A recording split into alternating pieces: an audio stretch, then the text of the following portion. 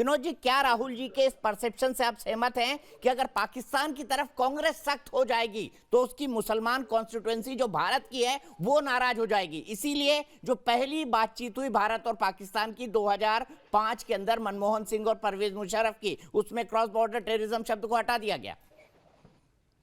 देखिए, मुझे इसका उल्टा लगता है। मेरी अगर कांग्रेस उसमें हमला करती पाकिस्तान के ऊपर, कांग्रेस सरकार, तो हिंदू ध्रुवीकरण कांग्रेस के साथ होता। जो बालाकोट का फायदा नरेंद्र मोदी को मिला, भारतीय जनता पार्टी को मिला। मुझे नहीं समझ में आता है, अगर ध्रुवीकरण की राजनीति कांग्रेस को करनी होती तो पाकिस्तान पर हमला करके, जिस तरह इंदिरा गांधी 1971 में दुर्गा बन गई थी, वो अलग बात है, बाद में 74-75 तक आते आते उनको इमरजेंसी लगानी पड़ी थी, लेकिन 2009 के चुनाव तो तुरंत थे।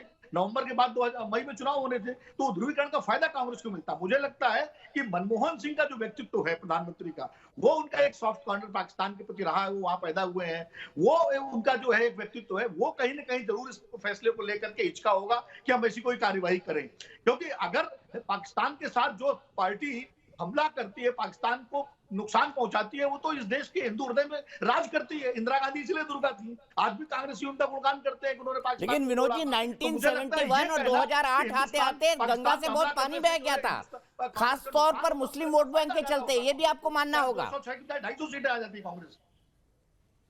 लेकिन 1971 से 2008 तक आते आते मुसलमान वोट बैंक के संदर्भ में गंगा से बहुत पानी बह गया था। कांग्रेस इस रियलाइजेशन को बहुत अच्छी तरह जानती थी, छिटक चुका था उसका पूरा मुस्लिम वोट बैंक, और हिंदू उसको मिल नहीं रहा था। जा ही चुका था, हिंदू वोटों का ध्रुवीकरण हो जाता उसके पक्ष में। मैं तो ये कह रहा हूं, अगर पाकिस्तान में हमला कर देती उस वक्त वहां तत्कालीन सरकार, वो फायदा उसको हिंदू वोटों का होता, जो 2019 में भारतीय जनता पार्टी को हुआ। 303 सीटें आई बालाकोट की स्ट्राइक के बाद। वो तो कांग्रेस की रणनीतिक चूक भी है, अगर आप चुनावी दृष्टिकोण से भी देखें।